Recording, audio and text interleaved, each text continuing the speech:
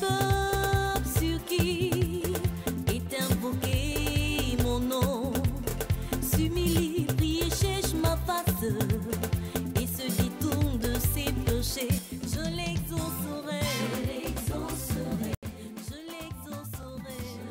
Seigneur, ta parole est un toit qui frappe à la porte de nos cœurs fatigués. Ta parole est une pluie qui féconde notre terre desséchée.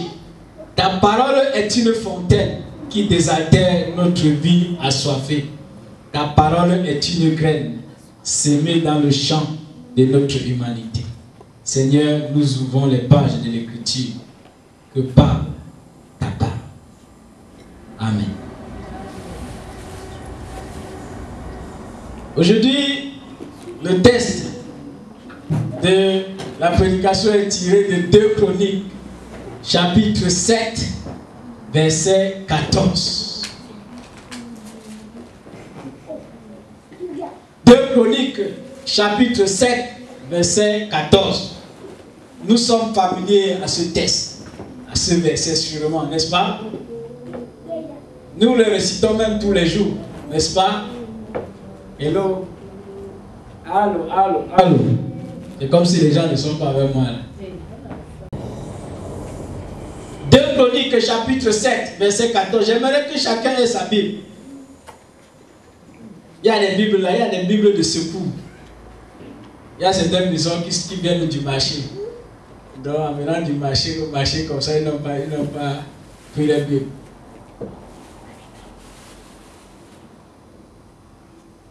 Deux Chroniques chapitre 7, verset 14. Aujourd'hui, c'est une série d'enseignements ou bien de prédications, n'est-ce pas, sur le thème l'Église est malade. Nous allons commencer par 2 Chroniques chapitre 7, verset 14. Je lis. Si mon peuple, ce qui est invoqué mon nom, s'humilie, prie et me recherche, s'il revient de ses voies mauvaises, moi je l'entendrai depuis le ciel, je pardonnerai son péché et je guérirai son pays. Amen. Amen. Amen. Comme je le disais tantôt, nous avons écouté ce verset. Ce verset souvent a servi même pour des semaines de prière, de jeûne, et que sais-je encore. Mais aujourd'hui, le Seigneur veut nous enseigner au travers de ce verset. N'est-ce pas? La Bible dit, si mon peuple, ce qui est invoqué mon nom. Ça commence par une proposition si. Et on connaît que si c'est le corps de conditionnel. Si. Donc ça a une condition. Et nous savons, Jésus a dit, si quelqu'un a soif et faim, qu'il vienne à moi. Si quelqu'un a soif et qu'il a faim, qu'il vienne à moi. Et la Bible dit, si nous pardonnons, le Seigneur aussi nous pardonnera. Si, condition. Donc c'est dit qu'il y a une condition. Si mon peuple, si mon peuple. Ici le Seigneur s'adresse à qui? À son peuple. Aujourd'hui le Seigneur pourrait s'adresser à qui? À toi, à moi. Pas seulement parce que je viens aller à l'église. Parce que je peux venir à l'église, mais je ne fais pas partie du peuple de Dieu. Je peux chanter à la chorale, mais je ne fais pas partie du peuple de Dieu. Je peux avoir ma Bible en main, mais je ne fais pas partie du peuple de Dieu. Mais si le Seigneur s'adresse à son peuple, donc celui qui invoque son nom, donc aux chrétiens, si nous voulons mettre ce texte dans son contexte, donc le Seigneur s'adresse à toi et à moi, qui avons Jésus-Christ comme Seigneur et Sauveur. Donc ce texte ne s'adresse pas à ceux qui ne croient pas en Dieu, mais ce texte s'adresse à nous, chrétiens. Il dit, si mon peuple, ce qui a invoqué mon nom. Tu peux tu peux faire partie du peuple de Dieu. Parce qu'on dit que tout le monde, hein, nous sommes les créatures de Dieu. Mais ce qui est invoqué, mon nom, invoquer le nom de Dieu.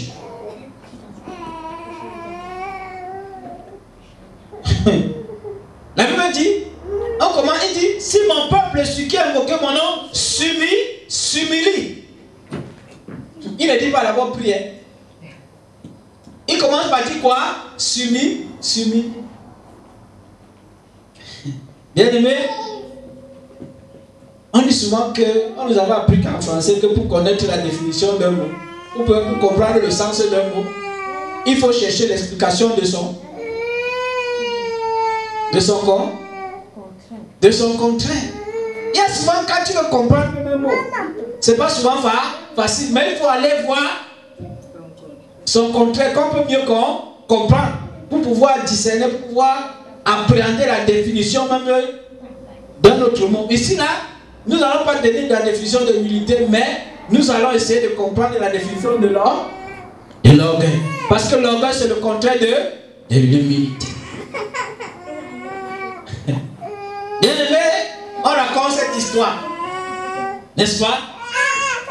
Qu'un jour dans une vision, le Seigneur révéla à un pasteur les motivations secrètes de son ministère, les pensées de son cœur, découvertes par l'Esprit de Dieu, contenaient 30% d'orgueil provenant de son appartenance à une église particulière, 30% d'orgueil résultant de son don oratoire, 20% d'orgueil dû à ses titres et à sa position sociale, 15% d'orgueil lié au milieu familial, 5% seulement restait disponible pour un véritable amour envers Dieu et les hommes.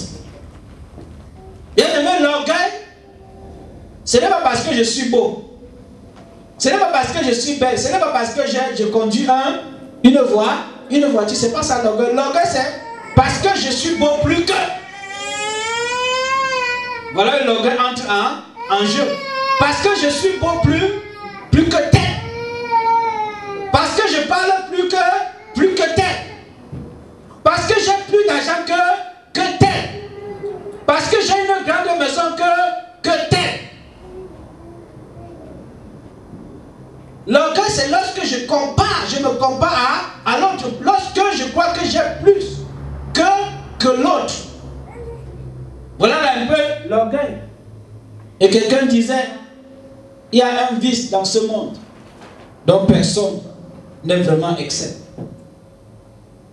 C'est C.W. Lewis qui disait cela.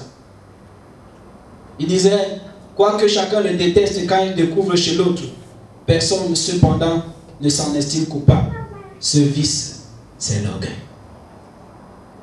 Vous savez souvent comment on sait que quelqu'un est orgueilleux? C'est lorsque tu vois plus d'orgueil dans l'autre. C'est là où tu comprends que toi-même tu es orgueilleux. Parce que l'orgueil n'aime pas rencontrer quelqu'un qui est orgueilleux. Il est prêt à décrire que l'autre est orgueilleux. Voilà un peu ce que c'est que l'orgueil. Bien-aimé dans le Seigneur. L'orgueil c'est, comme je le disais, c'est se placer au-dessus de l'autre. Je peux être riche, mais en étant humble. Mais lorsque je commence à me comparer à l'autre, lorsque je me place au-dessus de l'autre, je deviens orgueilleux. Donc la Bible dit premièrement qu'il faudrait que mon peuple s'humilie. Il faudrait qu'on cesse de se comparer aux autres. Il suffit qu'on cesse de dire que je suis plus intelligent que l'autre. Lorsqu'on commence à se comparer, lorsqu'on croit qu'on est au-dessus de l'autre, c'est en ce moment qu'on devient orgueilleux.